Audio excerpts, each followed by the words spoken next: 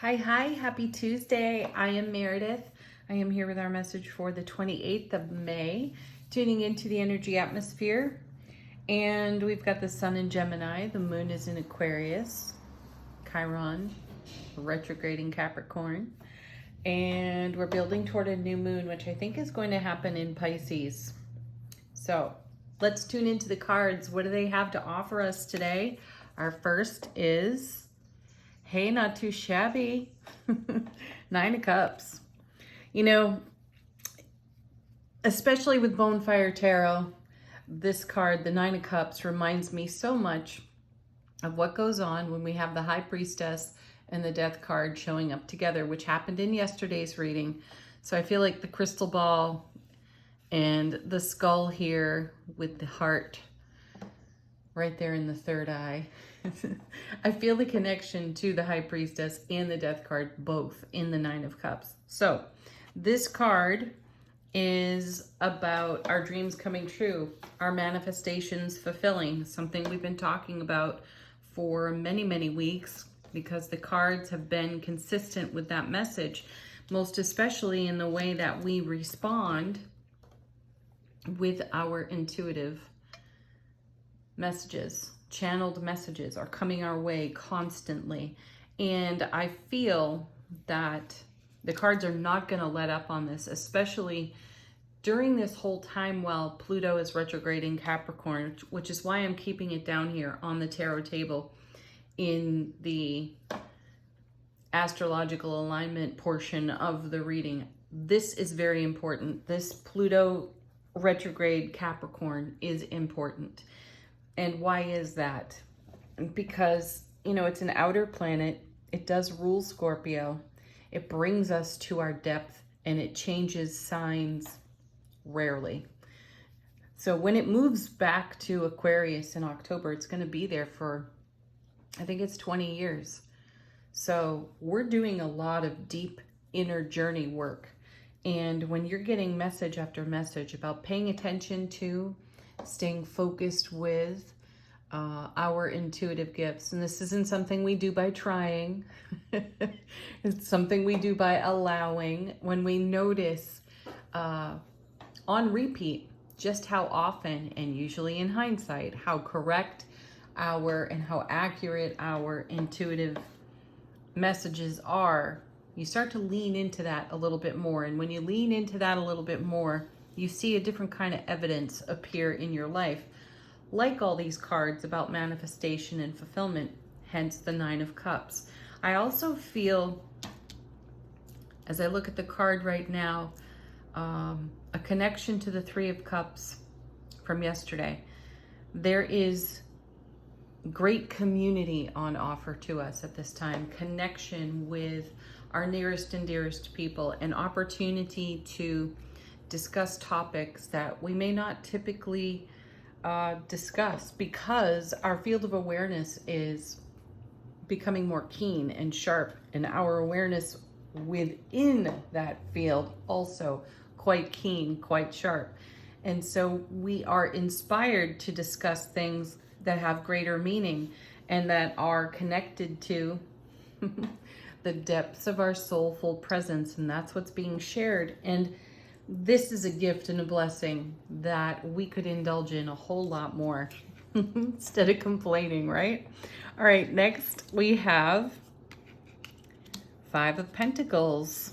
This is the card for conformity, not non-conformity. And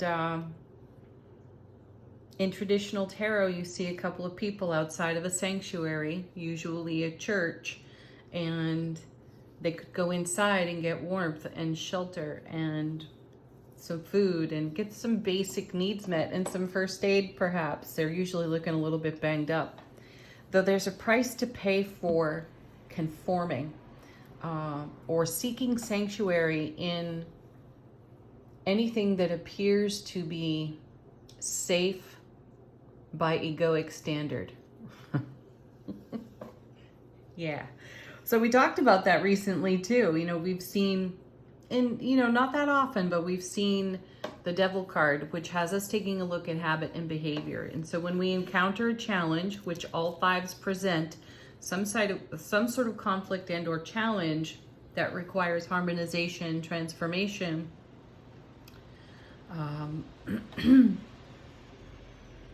we have a tendency to do what's comfortable and familiar. And this is a card to remind us to break out of the mold, break out of the behavior and the habit. Just consider a different option. Even if you go back and do the same thing that you've always done, considering another option is still important because it introduces a new energy that creates even more inspiration. And then that inspiration gets channeled into our will. And through our will, we take action in a very centered and grounded way. And we feel the confidence to do something different. And I sense that this is being stimulated and challenged in a big way for all of us. Let's see what's next. Yeah, Judgment. Perfect. Because this is a card where our attention is called, and it's called through our intuition. And we end up, as we are called to our intuitive messages, the old, habitual, comfortable, familiar shows up through the ego energy. That's what gets resurrected on Judgment. This is what's rising out of its grave. It's an old way of being, and it's only showing up so we can liberate it and set it free if we're ready to do that. So we're being shown that as much as we want to repeat old behaviors and do what's comfortable, the multiverse is going to present tremendous opportunity on repeat for us to overcome that. It's going to continue to call our attention to challenge and chaos that gets settled in an old habitual way that does not foster growth, freedom, liberation.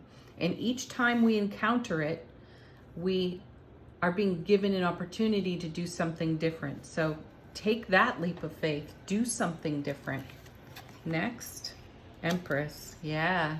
And nurture yourself through the process. Don't criticize yourself through the process. She is the Divine Mother in Tarot.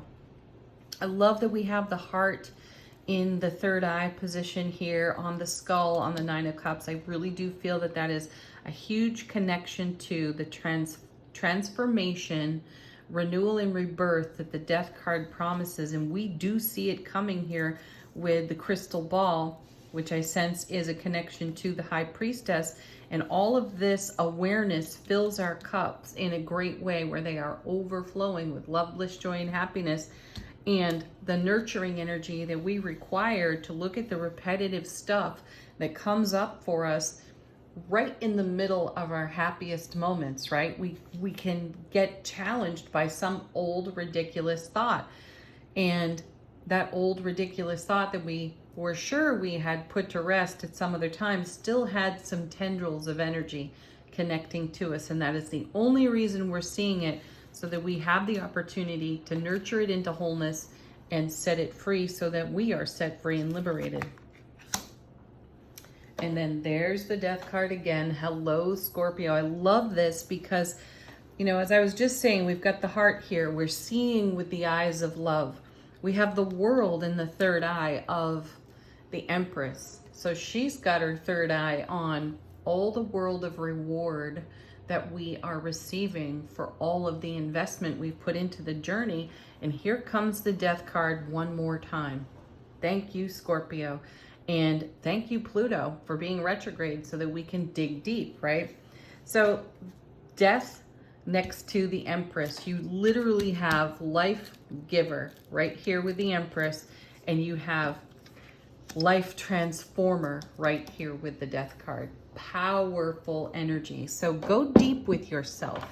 Do something different. Think something different. Even if you're not able to take the leap of faith in this moment, thinking something different is still going to build on your inspiration to take an action in the direction of your transformed liberation. Whoa. Yeah, that was a mouthful, but I like it. Bottom of the deck. How's the universe serving us behind the scenes? What are we not exactly aware of? King of Wands, Aries, Leo, Sagittarius, fire, direct energy. This is a great card of leadership where we engage our ambition, motivation, passion, creativity, all of it, and we bring it to bear and we leverage it on potentially what's being resurrected off the Judgment card so we can do the spiritual journey work that creates the change that's necessary with this 5. So we don't leave ourselves out in the cold and we don't conform to some old ego story that has us living less than. Oh, yeah, my guides, there's, okay. You know, in traditional tarot, you see people rising from their graves out of the Judgment card. And I'm just hearing from my guides, you don't want to go to your grave carrying this or conforming all the way through and never feeling quite liberated. This is why the Death card is here right next to the Empress, because there is a promise of great life experience with the Empress present in the reading. And there is, it's almost a spiritual dare from the Death card. Do you dare be courageous enough and to love yourself enough to do what you need to do to break the chains that hold you in place and keep you from flying free and being liberated with all of your passion, creativity, motivation, ambition, enthusiasm trapped inside of you. You want to fly with that and be free. Death card's here to help you do it. So's the Queen of Swords. Gotta love her showing up. This is our no BS queen. And she and the king, as I share with you often, have a reputation for being bitter and cold. They couldn't be bitter or cold if they even tried. They only appear that way because they show up when really difficult decisions have to be made. And when you've been conforming to a life scenario for decades, that's a very well-worn path in the ground, isn't it? Think about the donkey turning the water wheel over and over and over, and how walking in that circle constantly makes a deep groove in the earth. And that's what we're undoing here with Judgment, with the 5 of coins. This is why the Death card and the Empress are here saying, let's bring new life, because we've got all this love, bliss, joy, happiness spilling out of these cups with fulfillment. Yet they don't fit in the old way of being. So you have to make way in a new way. So here's the beautiful Queen of Swords with her no BS Ace of Swords in her hand. So she doesn't even take her own crap, which is something I love about her. She is accountable to herself, and she is authentic and real and true. She's also focused on transformation. You know, we do see butterflies on her cards often, and really think about the metamorphosis that goes on for that to happen, right? And this is what's happening. This is what Judgment is calling our attention to, having us take a peek at our 5 of coins, where we've been left out of the cold by conformity. And then we have the heat and the fire melting all that cold, all that ice that the ego has built up around conformity as well. And as soon as we break through all of that, you see everything come off these 9 of Cups. And then the Knight of Wands. Excellent, excellent, because Knights carry energy between cards. So there's information incoming. And as I said earlier, I feel a connection to our community, the people that we talk about the details of our soulful journey with. These are the ones we're connecting with. And this creates a quickening within the energy field. And we move through this a lot faster. In hindsight, we'll realize that this was just a blip on the radar. And we can move through this energy with a level of grace and swiftness. This isn't anything we've got to really linger over. Awesome. We did enough of that. Yeah. There's the Hermit shining the lantern of enlightenment into the subconscious, because some of us are out here looking at these cards, scratching our heads going, what?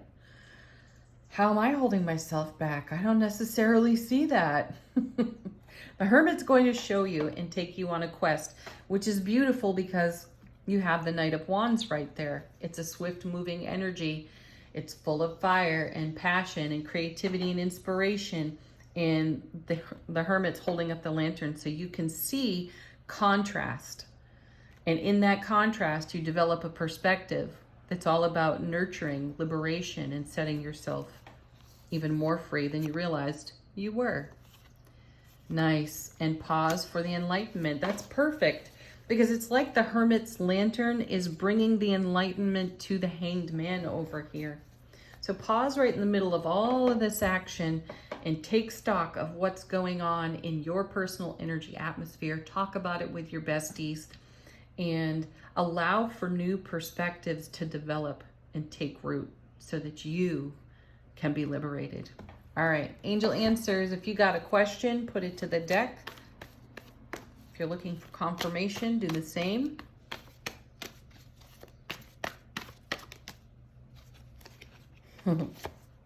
You gotta love the regularity with which this one shows up. Big, happy changes. That's what's in the Nine of Cups right there. Be assertive. Showing up for us again. I like that. Take action with yourself.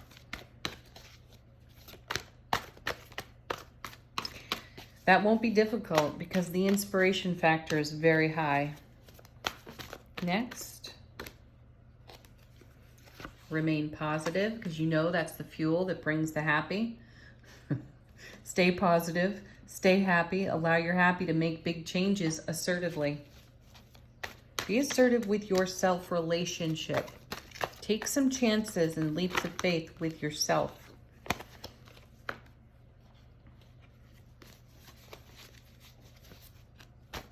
One more. If you believe, what do you believe? Is that setting you free or is it holding you back? Check it out. All right, final word on the reading from angels and ancestors. Soul power is otherwise engaged in my crystal singing bowl at the moment. How is our soulful presence informing our waking consciousness?